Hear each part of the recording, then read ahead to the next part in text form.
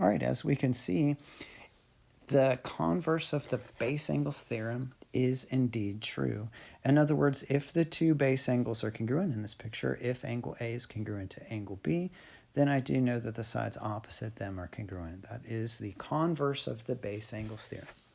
Please write something down in your notes.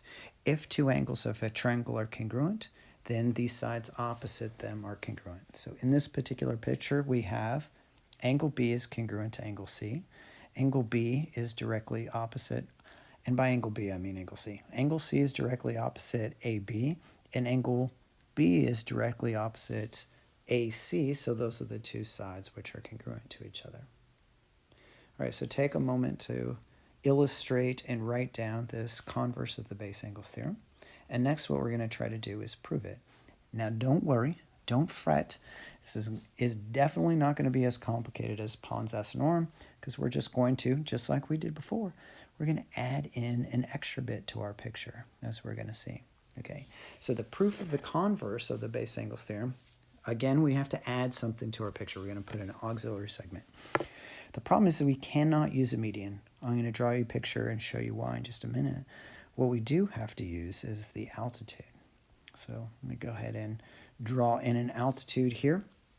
And we can see when I draw in my altitude, do I label this as altitude? Of course I do. Why are the two triangles congruent to each other? Well, the right angles right there that surround angle L, those would be congruent to each other.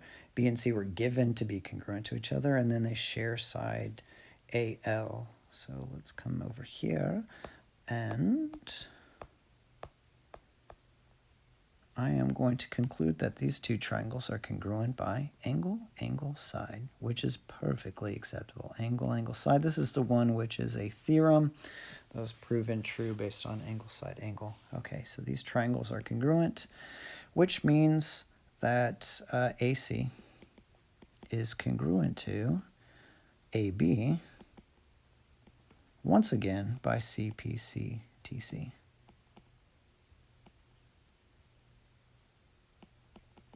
That's a hard word to spell. All right, so let me show you why. Why do I keep using orange? I don't even know. Why can we not use a median? Let's see. Let's draw the same kind of picture here. And even label it A and B and C. And I know that those things are congruent to each other. And then let's put in our median like we did before. Those two are congruent to each other. And then the median would be congruent to itself. All right. And then let's see. Why would these two triangles be congruent? We have two sides and an angle, but this angle is not between the two sides, which makes it side, side, angle again. This needs like 3 exclamation points, which we know doesn't work unless it's a right triangle, which, as we can see right over here with the altitude example, it actually was.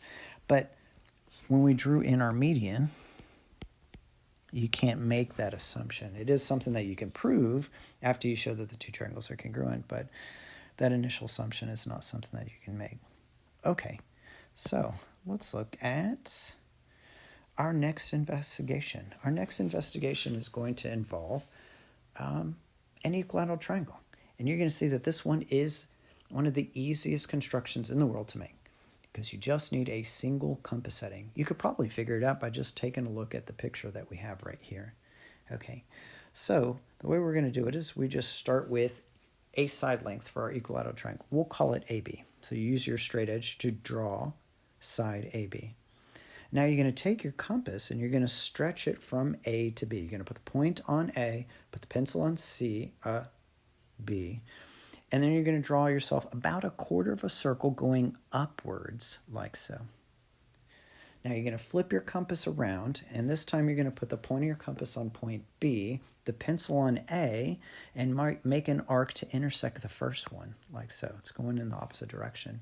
That point intersection we'll call point C right there. And now finally just connect point A to C and C to B to finish off your perfect equilateral triangle. It is isosceles, yeah, but it's also, more strictly speaking, in equilateral triangle, all of the sides are the same. since all the sides are the same, the question here is, what about all the angles? Right? So if we were to measure each one of these angles, what would be true about each one of these angles? I'm pretty sure we know from experience, we've known for a long, long time that all of these angles are supposed to be equal to each other. And as a matter of fact, they're all supposed to be 60 degrees. We now have enough geometry knowledge in order to be able to prove that they are in fact congruent to each other and they are 60 degrees each. So let's see how I can do that. Okay. Let's see, I think I added an extra little picture right down here. Here we go. I mean an extra little page, yes. So this is, here's my equilateral triangle. Let me give that one another try here. I think that this program will make it for me. Oh yes, perfect. All right, so I'm going to mark that all of these sides are congruent to each other. A, B, and C. And, you know, just as a matter of convenience here, let's number these things off. Or maybe just lowercase letters here. This is maybe a B, and this is a little A here, and this is a little C, just because it's going to make it easier to refer to what these things are. So we're given that triangle A, B, C is equilateral. And we are trying to prove that A is equal to B, which is equal to C, which is equal to 60 degrees. All right, that's what we're trying to prove. All right, this is not like one of those previous proofs where we have to add extra bits to it. As a matter of fact, this is mostly just algebra here. So one of the things that we do know is that A plus B plus C is equal to 180 degrees, and that is the triangle sum theorem.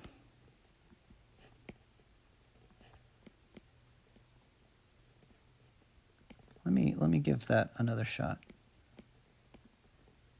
Okay, there we go. Triangle sum theorem. That's easy. Okay, now since we have an equilateral triangle, we know that, let's say AB is equal in measure. It's congruent to each other. It's going to mean that they're equal, so I'll actually write it in two steps. So we've got AB is congruent to AC. This is a definition of equilateral triangle.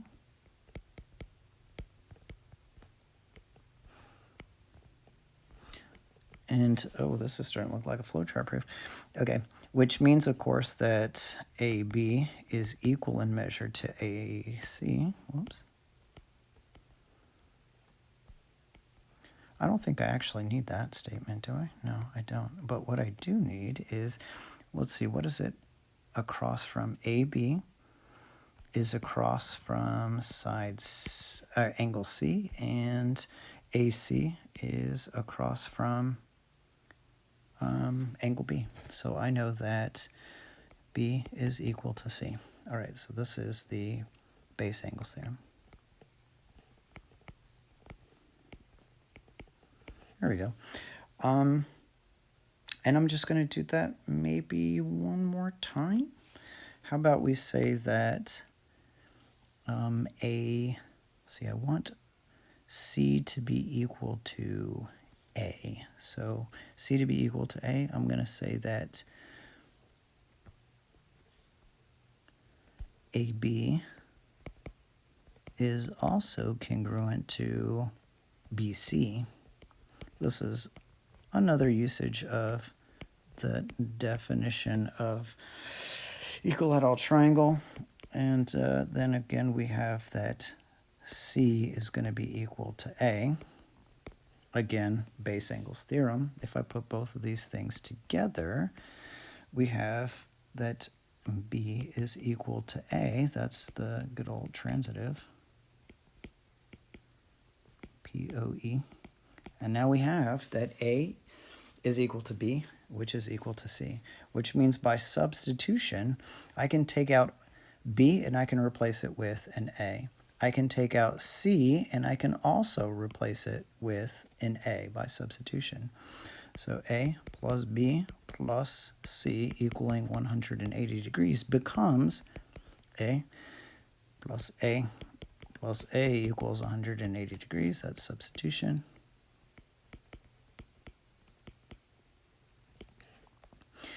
And combining our like terms, we got 3A is equal to 180 degrees, so A's got to be equal to 60, which means that B's got to be equal to 60, which means that C is equal to 60. Yay! And the type of triangle that we have when all the angles are the same is equiangular. And triangles are unique in the fact that if the triangle is equilateral, it is also equiangular. And vice versa, if it's equiangular, then it has to be equilateral. Again, triangles are unique in this way. There's no other polygon for which that is necessarily true. So this is the Equilateral Triangle Theorem. Please take some notes here. A triangle is equilateral if and only if it is equiangular.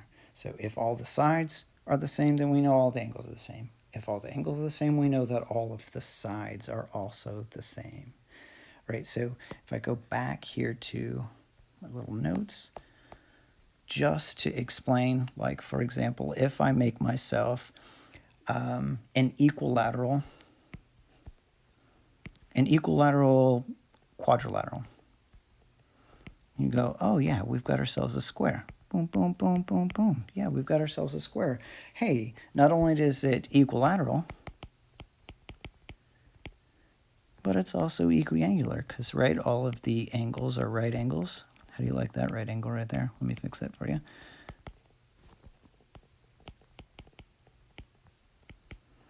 Right, so it fits the bill, right? However, is it possible to draw yourself an equilateral quadrilateral that is not equiangular?